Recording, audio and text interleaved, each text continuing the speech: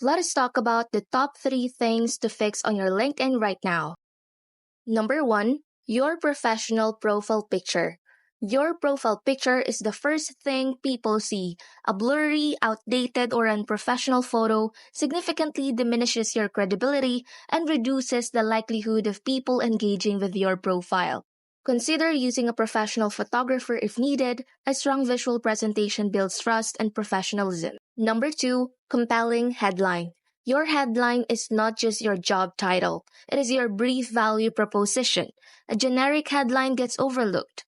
Craft a concise, keyword-rich headline that highlights your expertise and target audience. Use keywords relevant to your industry and target roles to improve search visibility. This headline should immediately communicate your value and expertise. Number 3, strong summary statement.